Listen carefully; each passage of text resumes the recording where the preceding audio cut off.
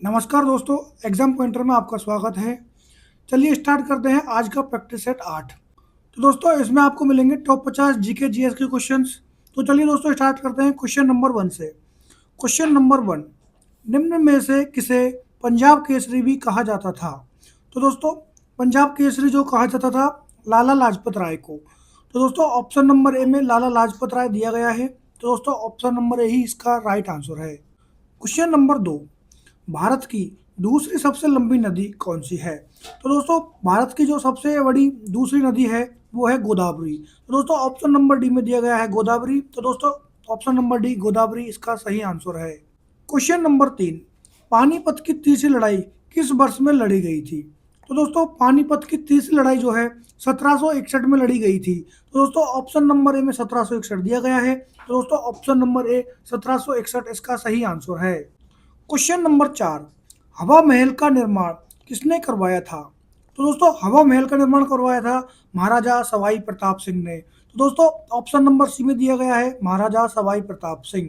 तो दोस्तों option number C इसका सही आंसर है। क्वेश्चन नंबर 5, समन्वयी धर्म दीन ए इलाही शाब्दिक अर्थ है ईश्वर का धर्म की स्थापना किसके द्वारा की गई थी? तो दोस्तों धर्म दीन ए इलाही की स्थापना की थी अकबर ने। तो दोस्तों ऑप्शन नंबर ए में अकबर दिया गया है। तो ऑप्शन नंबर ए ही इसका सही आंसर है। क्वेश्चन नंबर 6, माउंट आबू का दिलवाड़ा मंदिर निम्नलिखित में से किस देवी देवता को समर्पित है?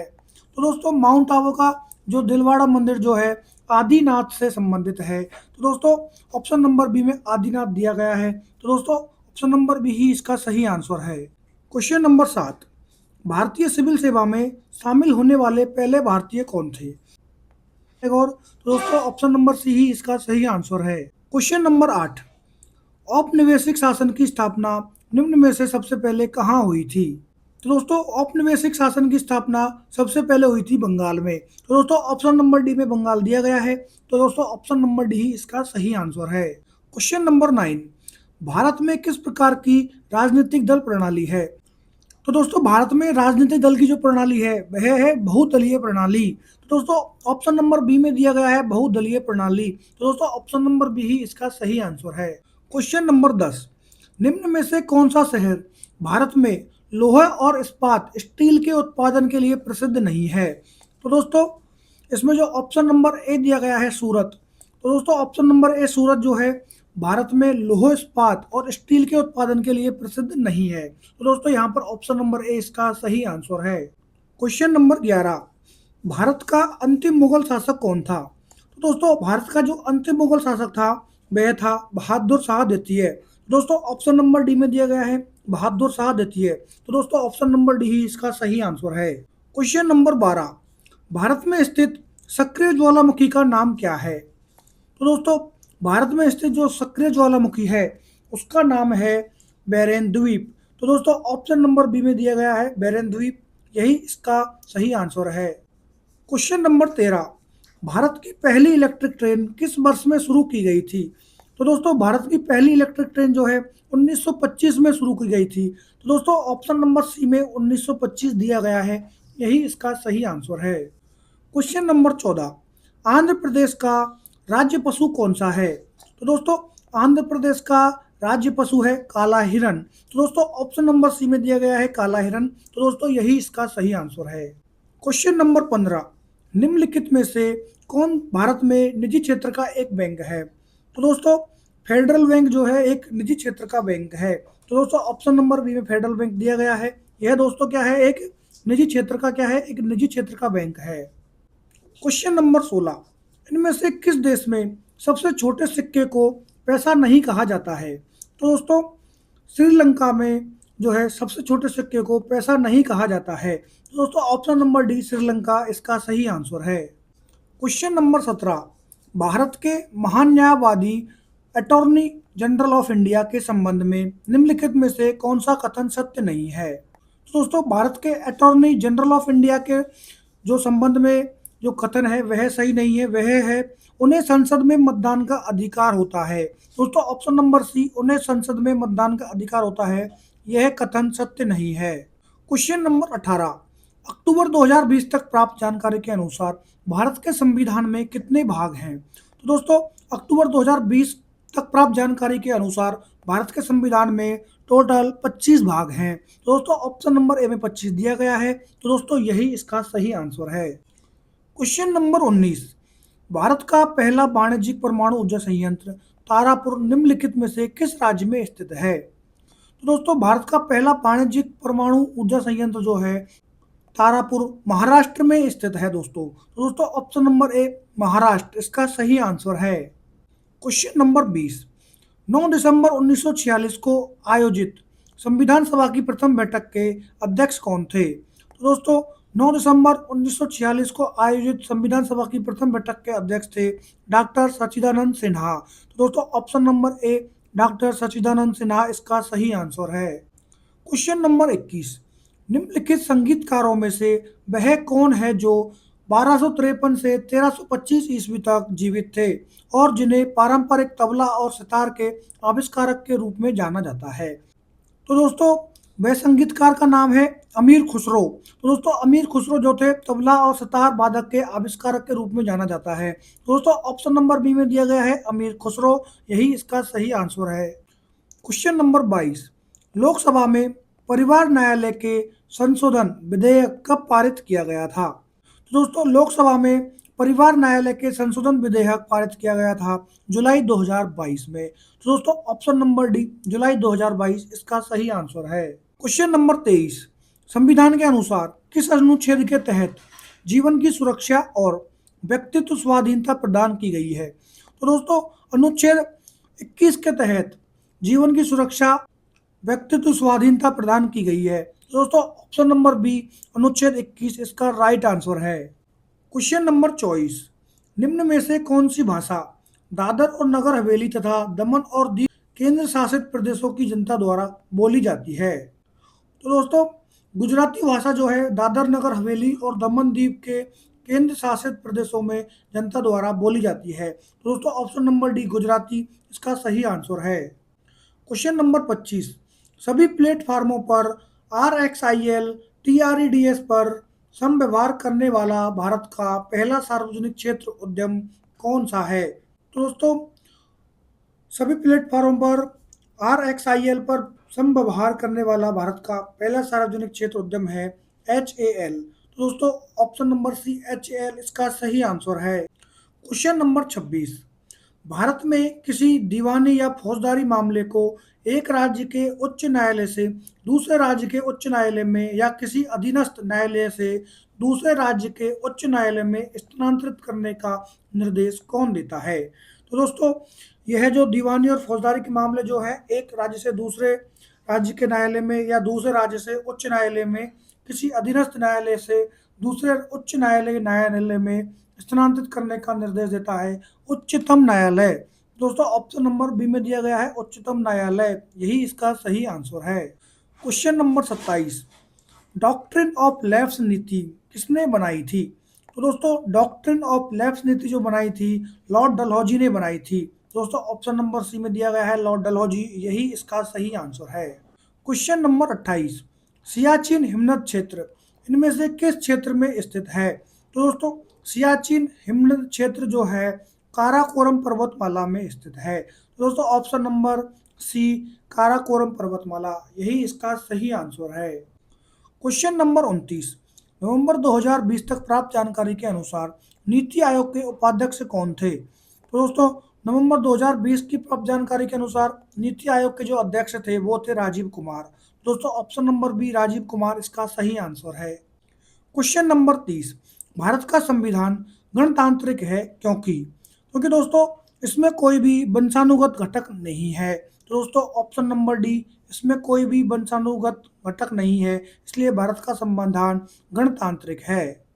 क्वेश्चन नंबर 31, रिहेला नामक प्रसिद्ध पुस्तक निम्नलिखित में से किसके द्वारा लिखी गई है जिसमें 14वीं शताब्दी में भारतीय उपमहाद्वीप के सामाजिक और सांस्कृतिक जीवन के बारे में अत्यंत समृद्ध और रोचक वर्णन किया गया है? तो दोस्तों रिहेला नामक जो पुस्तक लिखी है वो लिखी है इब्न बतूता द्वारा। दोस्तों option number A Ibn Battuta इसका सही आंसर है। क्वेश्चन नंबर 32, भारतीय संविधान के अनुच्छेद 21 के तहत हिंदी को संघ की आधारिक भाषा घोषित किया गया था। तो दोस्तों भारतीय संविधान के अनुच्छेद 343 के तहत हिंदी को संघ की आधिकारिक भाषा घोषित किया गया था। तो दोस्तों ऑप्शन नंबर बी में 343 अनुच्छेद दिया गया है, यही इसका सही आंसर है। क्वेश्चन नंबर 33, टिपाई मुख बांध निम्न में से किस राज्य में स्थित है? तो दोस्तों टिपाई मुख बांध जो है मणिपुर राज्य में स्थित है। तो दोस्तों ऑप्शन नंबर सी में मणिपुर दिया गया है, तो दोस्तों ऑप्शन नंबर सी मणिपुर ही इसका सही आंसर है। क्वेश्चन नंबर 34, निम्नलिखित में से कौन सी सबसे तीव्र भूकंपीय तरंगे हैं? तो दोस्तों प्राथमिक तरंगे जो होती हैं सबसे तीव्र भूकंपीय तरंगे होती हैं। तो दोस्तों ऑप्शन नंबर ए प्राथमिक तरंगे, यही इसका सही आंसर है। क्वेश्चन नंबर 35, ब्रिटिश शासन के दौरान भारत का अंतिम गवर्नर जनरल और पहला वायसराय कौन बना? तो दोस्तों ब्रिटिश शासन के दौरान भारत का अंतिम गवर्नर जनरल और पहला वायसराय बना था लॉर्ड कैनिंग। दोस्तों option number A Lord Canning इसका सही आंसर है। क्वेश्चन नंबर 36, निम्नलिखित में से कौन से प्रोजेक्ट का उद्देश्य बैंकों और तनावग्रस्त कंपनियों के परिचालन में बदलाव सुनिश्चित करना है? तो दोस्तों बैंकों और तनावग्रस्त कंपनियों के परिचालन में बदलाव सुनिश्चित करने वाला प्रोजेक्ट है प्रोजेक्ट सशक्त। तो दोस्तों ऑप्शन नंबर सी में दिया गया है प्रोजेक्ट सशक्त, यही इसका सही आंसर है। क्वेश्चन नंबर 37, विश्व भर में मानवाधिकार दिवस प्रतिवर्ष किस तिथि को मनाया जाता है? तो दोस्तों विश्व भर में मानवाधिकार दिवस जो है मनाया जाता है प्रतिवर्ष 10 दिसंबर को मनाया जाता है। दोस्तों ऑप्शन नंबर सी 10 दिसंबर इसका सही आंसर है। क्वेश्चन नंबर 38, भारत में बच्चों को मुफ्त और अनिवार्य शिक्षा का अधिकार किस वर्ष पेश किया गया था? बच्चों को मुफ्त और अनिवार्य शिक्षा का अधिकार 2009 में पेश किया गया था। तो दोस्तों ऑप्शन नंबर ए 2009 इसका सही आंसर है। क्वेश्चन नंबर 39, इनमें से कौन सा कृषि उत्पाद बाजार में अधिकतम निर्यात मूल्य अर्जित करता है? तो दोस्तों इनमें से बासमती चावल जो है दोस्तों कृषि उत्पाद बाजार अधिकतम निर्यात मूल्य अर्जित करता है। तो दोस्तों ऑप्शन नंबर डी बासमती चावल इसका सही आंसर है। क्वेश्चन नंबर 40, इनमें से किसने स्वच्छ भारत अभियान के लोगो तथा नारे की रूपरेखा तैयार किया है? तो दोस्तों स्वच्छ भारत अभियान के लोगो और नारे की जो रूपरेखा तैयार की है वो की है अनंत एवं भाग्यश्री ने। तो दोस्तों ऑप्शन नंबर बी में दिया है अनंत एवं भाग्यश्री, यही इसका सही आंसर है। क्वेश्चन नंबर 41, दक्षिण भारत के पहाड़ी क्षेत्रों में मौजूद निम्नलिखित में से कौन सी मिट्टी इस क्षेत्र को चाय और कॉफी कृषि के लिए उपयुक्त बनाती है? तो दोस्तों दक्षिण भारत में जो लेटेराइट मिट्टी है पहाड़ी क्षेत्रों में वह दोस्तों क्षेत्र में चाय और कॉफी कृषि के लिए उपयुक्त बनाती है। तो दोस्तों ऑप्शन नंबर डी लेटेराइट मिट्टी इसका सही आंसर है। क्वेश्चन नंबर 42, मध्य प्रदेश में होने वाली कर्तन दहन कृषि को रेगिस्तान के रूप में भी जाना जाता है। तो दोस्तों मध्य प्रदेश में होने वाली कर्तन दहन कृषि को जाना जाता है बेबर के रूप में भी जाना जाता है। तो दोस्तों ऑप्शन नंबर बी बेबर भी इसका सही आंसर है। क्वेश्चन नंबर 43, भारत ने अपनी पहली 7 पंचवर्षीय योजनाओं में निम्नलिखित में से कौन सी व्यापार नीति अपनाई थी? तो दोस्तों भारत ने पहली 7 पंचवर्षीय योजनाओं में से दोस्तों व्यापार नीति जो अपनाई थी आयात प्रतिस्थापन वाली जो है व्यापार नीति अपनाई थी। तो दोस्तों ऑप्शन नंबर ए आयात प्रतिस्थापन इसका सही आंसर है। क्वेश्चन नंबर 44, इनमें से किस समिति का गठन बैंकिंग क्षेत्र में सुधार हेतु किया गया था? तो दोस्तों नरसिम्हन समिति का गठन जो है बैंकिंग क्षेत्र में सुधार हेतु किया गया था। तो दोस्तों ऑप्शन नंबर सी नरसिम्हन समिति इसका सही आंसर है। क्वेश्चन नंबर 45, गंगा ग्राम परियोजना इनमें से किसके द्वारा शुरू की गई है? तो दोस्तों गंगा ग्राम परियोजना शुरू की गई है पेयजल एवं स्वच्छता मंत्रालय के द्वारा। तो दोस्तों ऑप्शन नंबर सी में पेयजल एवं स्वच्छता मंत्रालय दिया गया है, यही इसका सही आंसर है।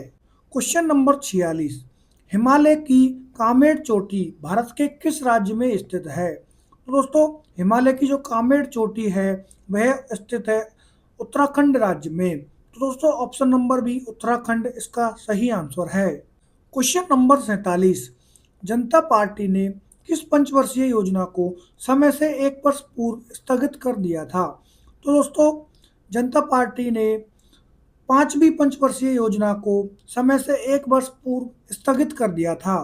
तो दोस्तों ऑप्शन नंबर डी पांचवी इसका सही आंसर है। क्वेश्चन नंबर 48, टोकन, क्रेडिट या धन के उपयोग के बिना वस्तुओं या सेवाओं के प्रत्यक्ष विनिमय के लिए किस शब्द का उपयोग किया जाता है? तो दोस्तों इसके लिए उपयोग किया जाता है वस्तु विनिमय शब्द का। तो दोस्तों ऑप्शन नंबर डी वस्तु विनिमय इसका सही आंसर है। क्वेश्चन नंबर 49, भाई आई एम ए हिंदू पुस्तक के लेखक कौन है? तो दोस्तों भाई आई एम ए हिंदू पुस्तक के लेखक हैं शशि थरूर। दोस्तों option number D Shashi Tharoor इसका सही आंसर है। क्वेश्चन नंबर 50, निम्नलिखित में से किस देश की थल सीमा भारत के साथ में नहीं जुड़ी हुई है? तो दोस्तों इसमें 4 ऑप्शन दिए गए हैं, भूटान, नेपाल, श्रीलंका, पाकिस्तान। तो हमें बताना है कि किस देश की थल सीमा जो है भारत के साथ नहीं जुड़ी है। तो दोस्तों इस क्वेश्चन का आंसर आप हमें देंगे कमेंट बॉक्स में। तो दोस्तों ये क्वेश्चन आपके लिए आज है होमवर्क। दोस्तों इस क्वेश्चन का जवाब आप जरूर कमेंट बॉक्स में दें। और दोस्तों अगर आपको आज का वीडियो अच्छा लगा हो तो दोस्तों इस वीडियो को लाइक करें और चैनल को सब्सक्राइब करना ना भूलें, जिससे आपको समय समय पर अपडेट मिलते रहें। दोस्तों अगर आपको इस वीडियो का पीडीएफ चाहिए तो दोस्तों इसका पीडीएफ आपको टेलीग्राम पर मिल जाएगा, जिसका लिंक चैनल के डिस्क्रिप्शन में दिया गया है। तो दोस्तों आज के लिए धन्यवाद।